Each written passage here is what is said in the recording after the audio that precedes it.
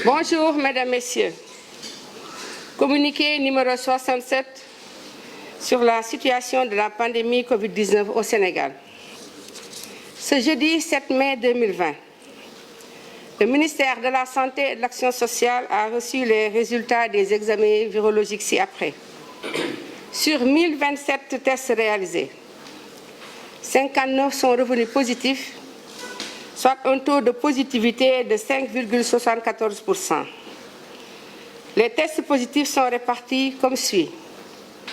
51 contacts suivis par nos services, 8 cas issus de la transmission communautaire répartis entre Pikine 1, Parcelles Assainies 2, Grand Yoff 1, Mariste 1, Rufisque 1, Yeumbeul 1 et Touba 1. 69 patients hospitalisés ont été contrôlés négatifs et déclarés guéris. 6 cas graves sont pris en charge dans les services de réanimation de l'hôpital de Fann et de l'hôpital principal. L'état de santé des autres patients hospitalisés est stable. Comme annoncé hier, le Sénégal a enregistré son 13e décès lié au Covid-19. Le mardi 5 mai 2020, il s'agit d'un homme âgé de 94 ans. Le ministère de la Santé et de l'Action sociale prie pour le repos de son âme et présente ses condoléances à la famille éplorée.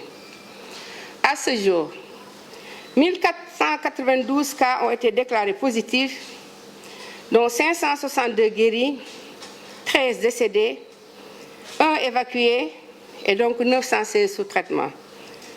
La prise en charge extra-hospitalière a commencé et concerne toute personne testée positive au Covid-19, âgée de moins de 50 ans, ne souffrant d'aucune autre maladie chronique et ne présentant aucun signe de suspicion de la maladie à coronavirus.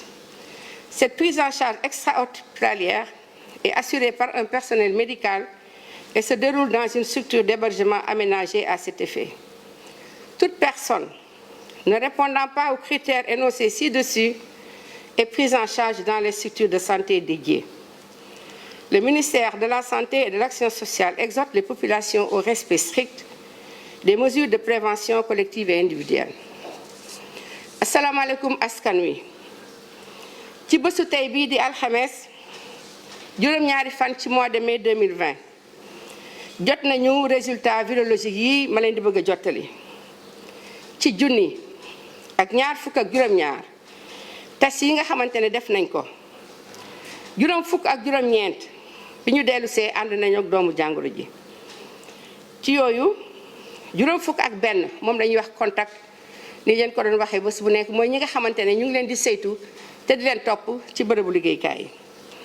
juróom-ñett ci ñoom la ñuy wax cas communautaire yooyu nag ci bésu tey bii ñu ngi leen di fekk ci diggante Pikine am na benn, Parcelles Assainies am na ñaar, Grand Yoff am na benn, Mariste am na benn, Rufisque am na benn, Yeumbeul am na benn.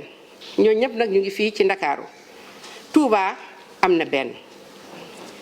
juróom benn fukk ak juróom-ñeent malade yi nga xamante ne saytu nañ leen àndatu nag doomu jàngoro ji wër nañu. juróom benn cas li ñuy wax cas grave ñu ngi tëdd ci l'hôpital principal ak ci l'hôpital Fann ci li ñuy wax service réanimation.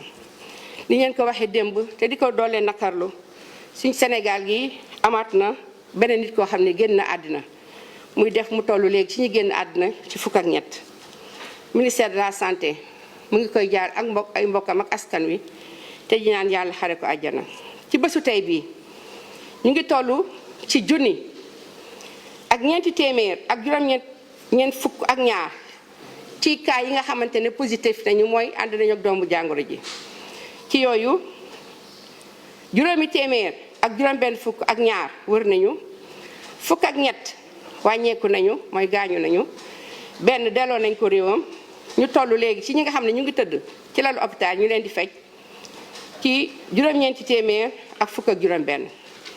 comme ni leen ko waxee ci gaaw bi ñu génn ba léegi commencé nañ li nga xamante ne door nañu ko mooy ñi feebar am doomu jàngoro ji te seen yaram yëgul ne ñu ngi feebar moom la ñuy wax prise en charge extra hospitalière ñooñu nag foog ñu nekk ñi nga xamante ne amaguñu juróom fukki at te ci ñoom bu ñu leen seetee gisuñu ci ñoom benn jàngoro boo xamante ne yàgg na mun na nekk diabète mun na nekk hypertension mun na nekk tension di wàcc mu nekk insuffisance rénale mun na nekk ko am jàngoro yi nga xamante ne moom moo nekk ci deret yépp jàngoro daal dinañ ko seet ci ñoom mais ñoom bu ñu toogee dañ ñaan yëguñu doomu jàngoro ji ne nekk na ci ñoom waaye bi ñu leen seetoo am nañ ko loolu nag dañ koy def tamit ci anam yu wóor du ñu nekkati hôpital waaye fi ñu leen di yóbbu day nekk foo xamante ne day mel ni daanaka hôpital personnel waa kër docteur yëpp dinañ fa nekk ñëpp dinañ fa nekk ñëpp ñoo xamante ne dañ jàpp ci faj bi